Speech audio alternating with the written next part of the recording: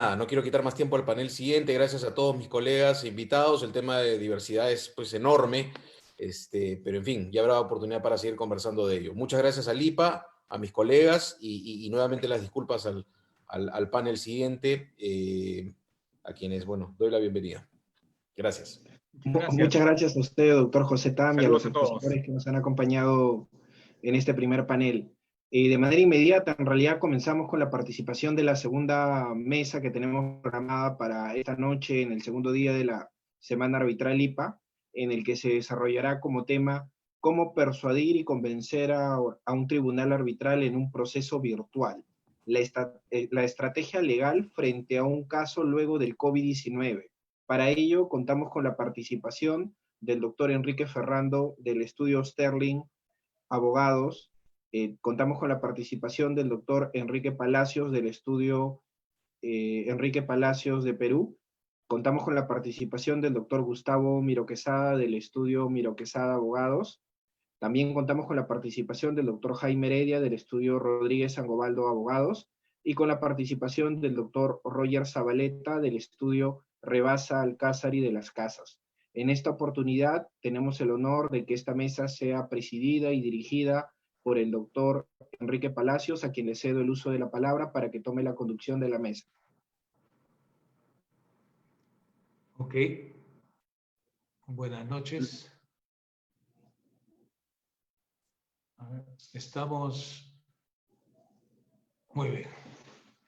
Ok, buenas noches a todo el público virtualmente presente, a los miembros de la mesa, que los veo aquí a través de la pantalla. Bueno, en primer lugar, agradecer a Lipa por la invitación, por darme la oportunidad y el honor de presidir, suena un poco rimbombante, más bien moderar esta mesa donde van a participar tan distinguidos juristas y abogados y amigos. Y yo me limitaré tal vez solo a hacer una presentación del tema y de repente hacer una que otra pregunta con el ánimo tal vez de darle un poco de dinamismo que estoy seguro que mis colegas ya por sí mismos le van a dar, sobre todo siendo la hora ya avanzada y después de haber escuchado interesantes opiniones durante 1 hora y media aproximadamente. Yo les voy a pedir a todo el público que saque como los basquetbolistas un segundo aire para poder jugarnos este segundo tiempo. Bueno, el tema es por demás interesante y ya el título nos dice algo, ¿no? Cómo persuadir y convencer a un tribunal arbitral en un proceso virtual, la estrategia legal frente a un caso luego del COVID-19. La pregunta es interesante pre-COVID, COVID y post-COVID, porque el tema de la persuasión es seductor, ¿no?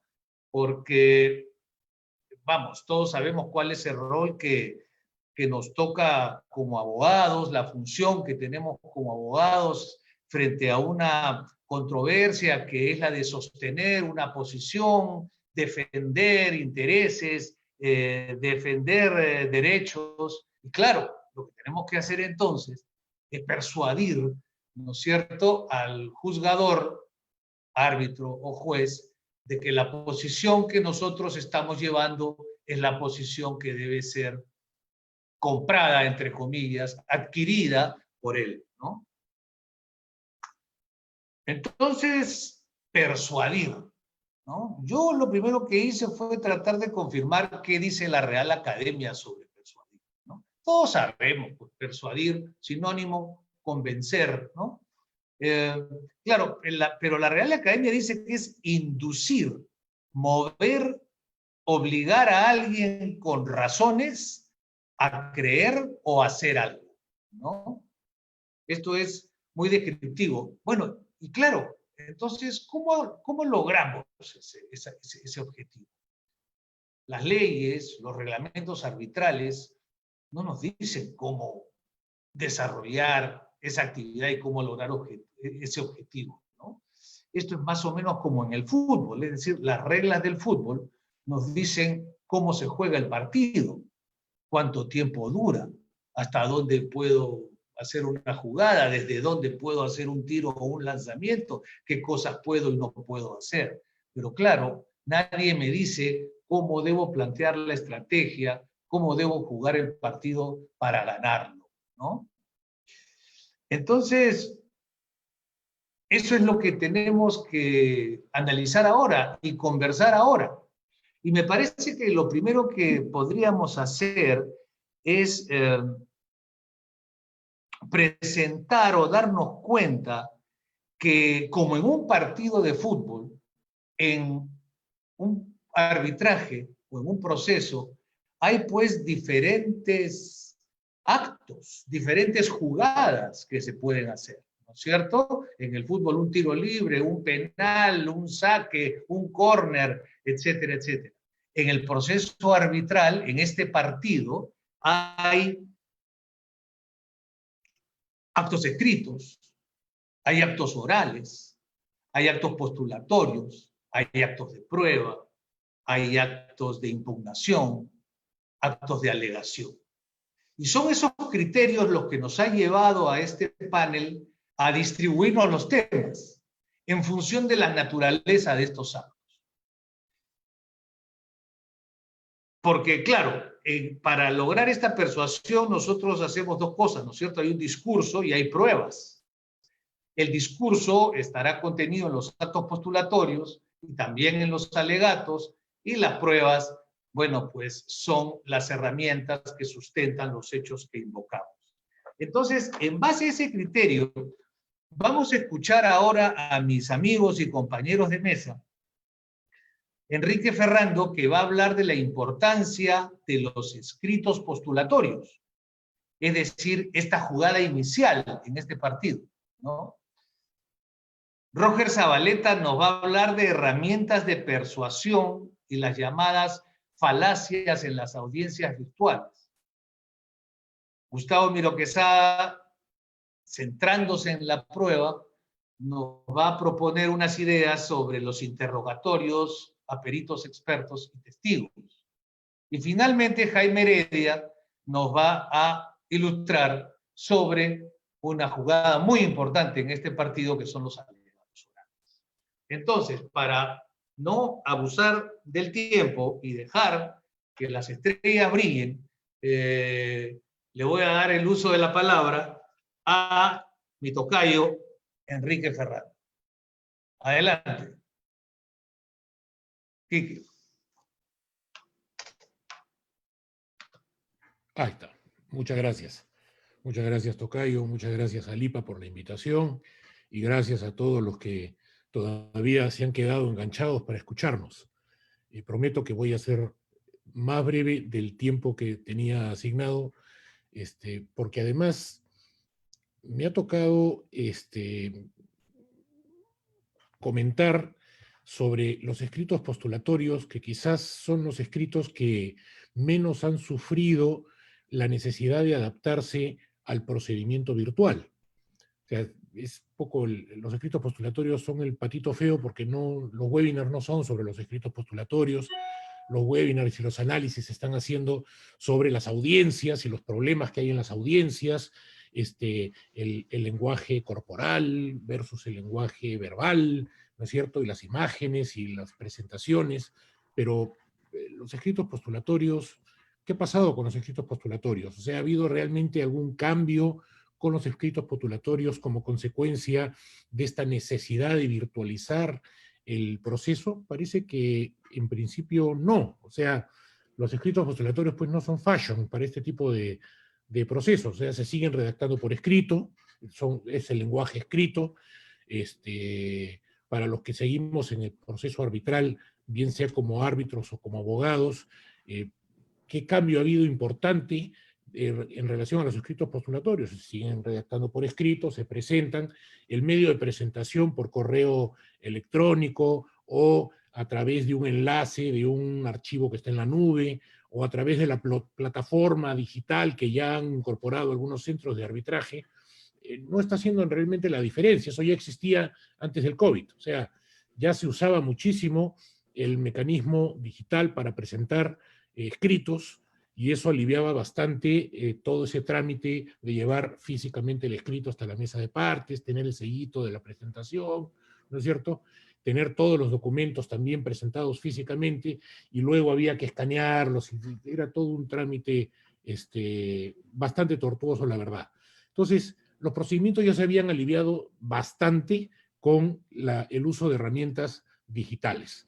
Y luego vino el COVID, ¿no es cierto? Y ahora todo se ha vuelto digital, pero lo que se ha digitalizado es lo que solía ser audiencias presenciales, ahora son digitales, ¿no es cierto? Son virtuales, si es que la palabra digital no fuera la correcta. Pero ¿qué ha pasado pues con los escritos postulatorios? O sea, ¿hay algún cambio que sea digno de destacarse como consecuencia de la pandemia y de la virtualización del proceso arbitral? Parece en principio que no, pero yo creo que sí hay un cambio.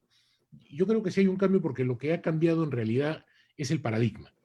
¿Cuál era el paradigma antes? El paradigma era, bueno, vamos a permitir que el escrito tal y cual, los escritos postulatorios, se presenten por medio digital, pero el paradigma era que el escrito presentado por vía digital tiene que ser igual al escrito físico.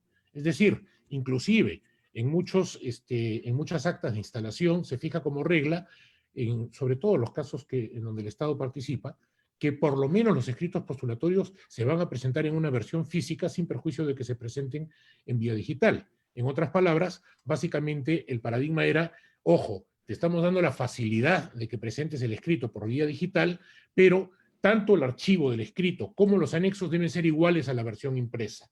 Es más, si no te estamos pidiendo la versión impresa, de todas maneras, en cualquier momento el tribunal puede pedir la versión impresa. Y ojo, tiene que ser igualita. Entonces, al final, no se había creado demasiado, simplemente se había modificado el mecanismo de presentación, pero seguía siendo el mismo escrito. ¿Qué ha cambiado ahora? Lo que ha cambiado en realidad es el entorno.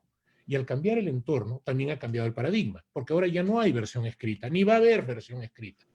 Sabe Dios si más adelante regresaremos eventualmente a versiones escritas excepcionalmente, pero hoy día la regla es ya no hay versiones escritas. Y además, muy poca gente hoy día recibe pues un escrito y va corriendo y lo imprime para verlo impreso. O sea, ya todos nos estamos modernizando y estamos los que solíamos depender de documentos escritos, hoy en día los consultamos también digitalmente, los consultamos en la propia computadora. Entonces lo que ha cambiado es el entorno, porque ahora tenemos un tribunal arbitral y eso es un poco la regla, no es un tribunal, sino en general es la tendencia en los arbitrajes, donde tenemos tribunales arbitrales que también se han tecnificado. Y estos árbitros en el futuro lo que van a hacer es simplemente consultar los escritos presentados en vía digital, también digitalmente. Y los anexos, lo mismo. En otras palabras, el entorno hoy día es diferente.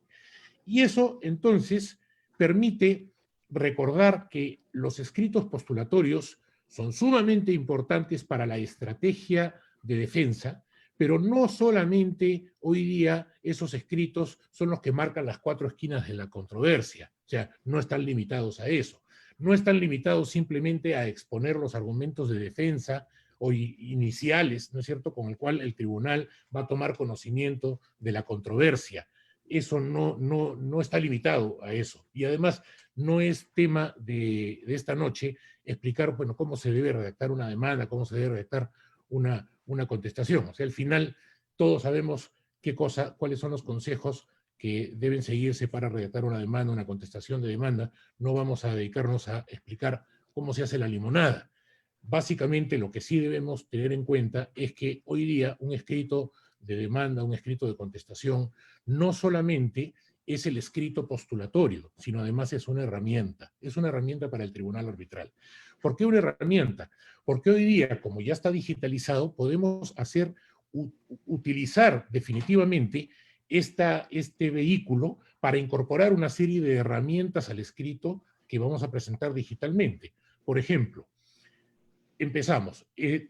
Ya no se van a imprimir los escritos, ¿no es cierto? Lo que tenemos es básicamente un escrito que va a ser digital con sus respectivos anexos. Lo primero que tenemos que preocuparnos es de que el escrito no pese demasiado, porque si es un archivo pesado, va a ser complicado poderlo consultar. Y la misma complicación que puede tener la otra parte también la va a tener el tribunal arbitral. Y el tribunal arbitral necesita tener fácil acceso a nuestro escrito postulatorio. ¿Por qué? Porque ahí está nuestra defensa, ahí está toda nuestra estrategia. Entonces necesitamos que el tribunal tenga acceso fácil al escrito. Otro, los anexos. Los anexos también deben ser ligeros, no deben ser pesados. Nosotros, por lo general, lo que hacemos es escaneamos los anexos, los ponemos en PDF y los acompañamos al escrito. Pero eso carga muchísimo, el peso de los archivos, y como consecuencia de eso, utilizamos un enlace en la nube para poder acompañar esos anexos. Pero al final, cuando el tribunal tiene que consultar los anexos, normalmente pues tiene que descargarlos. O sea, hay muchos árbitros que utilizan, por ejemplo, la base de datos en la nube, en lugar de tener un servidor local, los cuelga en la nube, pero luego para consultar esos anexos tiene que descargarlos. Pero si el archivo es demasiado pesado, no descarga, se demora, y entonces es pesado, ¿no es cierto? Entonces, ¿qué cosa tiene que cuidar una parte que presenta un escrito postulatorio? Primero, el escrito tiene que ser ligero. Los archivos tienen que ser ligeros, no pueden pesar demasiado porque el tribunal va a tener problemas consultando las pruebas. Luego, hay un segundo tema que es muy importante. El tribunal necesita aliviar su trabajo y las partes le pueden aliviar ese trabajo al tribunal, por ejemplo, incorporando en el archivo del escrito una tabla de contenido. O sea, es un índice inteligente. ¿Qué es la tabla de contenido? Es un índice, pero es un índice que permite que, por ejemplo, uno haga clic en cualquier tema del índice y automáticamente el archivo se abre en la página y en el título que uno está haciendo clic. Entonces, eso permite manejar de una manera mucho más eficiente y efectiva el escrito, en lugar de ir por la versión, digamos, la imitación del archivo físico, en donde uno tenía que pasar y pasar y pasar y pasar las hojas para poder encontrar finalmente la página correspondiente.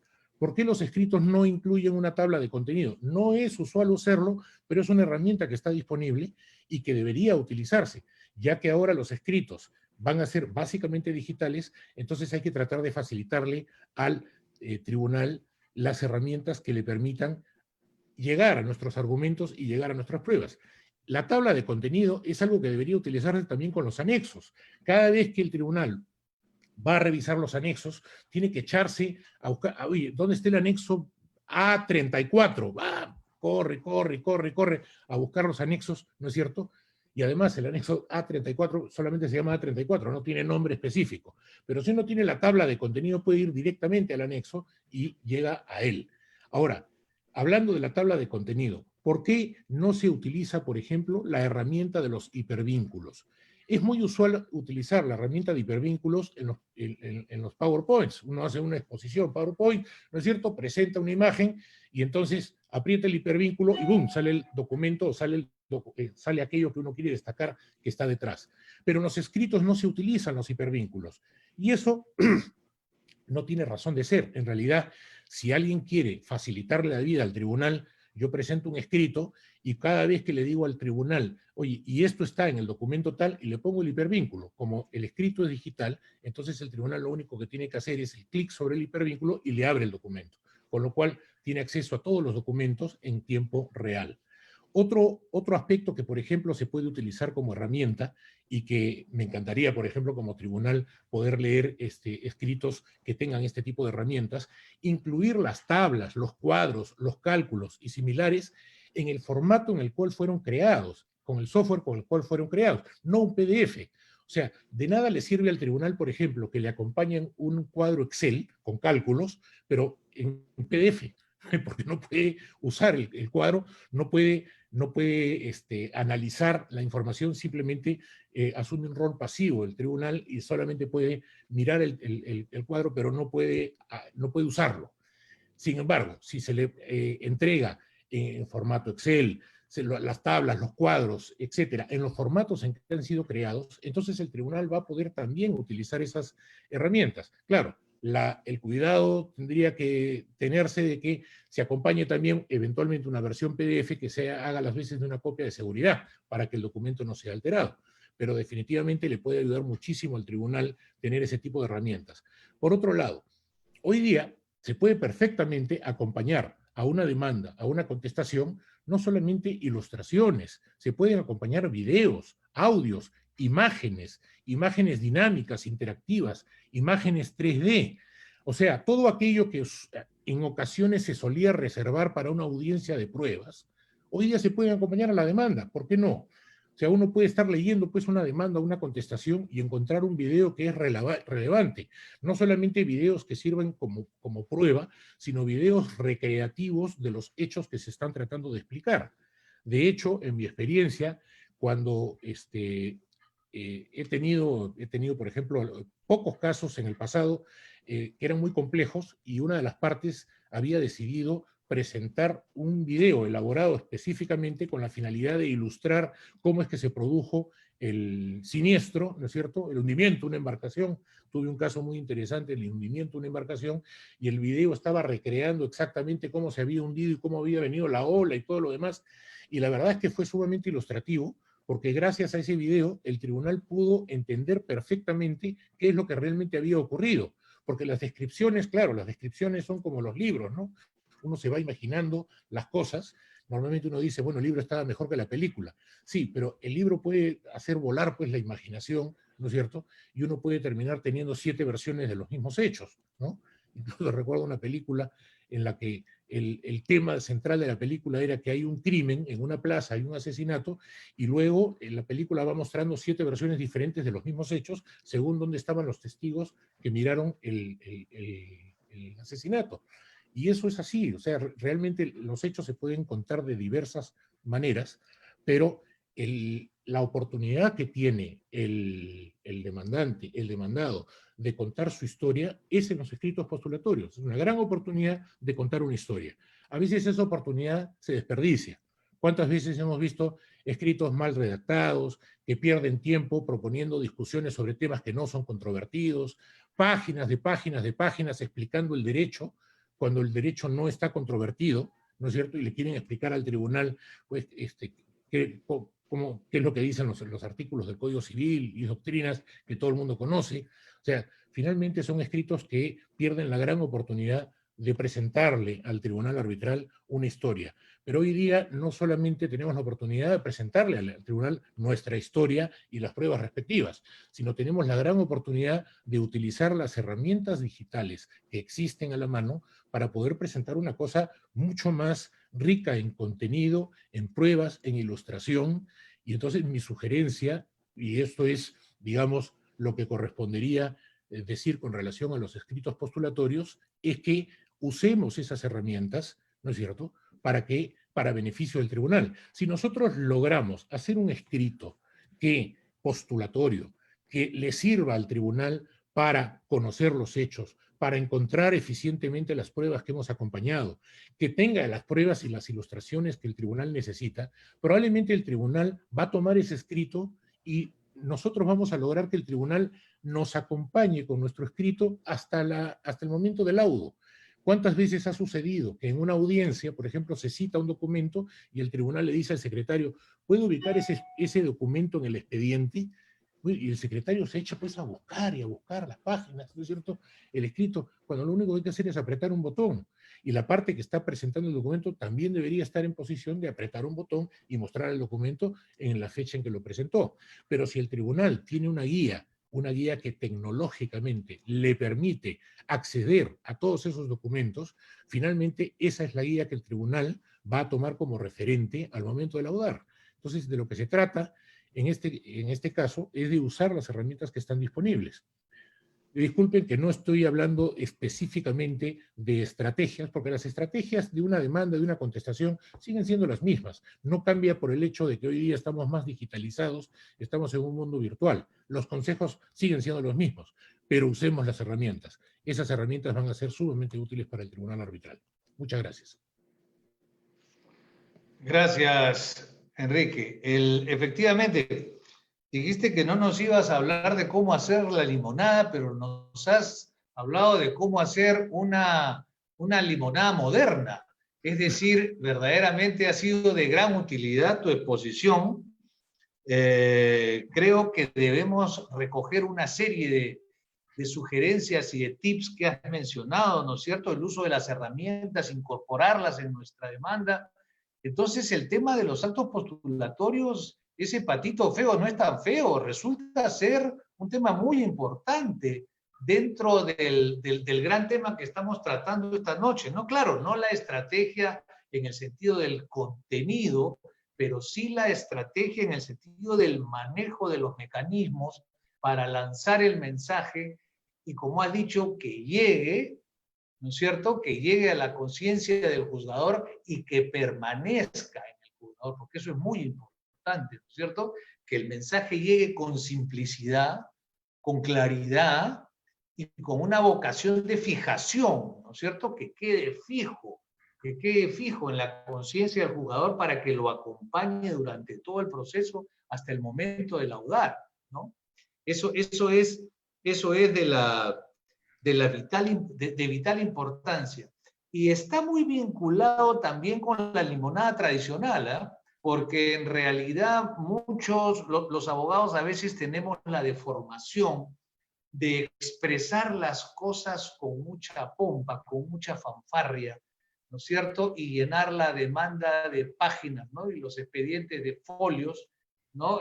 Leía la vez pasada algún autor argentino sobre este tema de psicología en el derecho, ¿no? Y ponía un ejemplo del uso de un lenguaje que ellos llaman el legalés, ¿no? Es decir, es el lenguaje pomposo y que dice, el señor Pérez solía tener dominio sobre el vehículo automotor, cuando pudo decir, el señor Pérez tenía un carro, ¿no? Entonces, eso es lo que hay que hacer, la simplicidad. Y si para eso además contamos con los mecanismos tecnológicos que tú has mencionado, pues creo que esta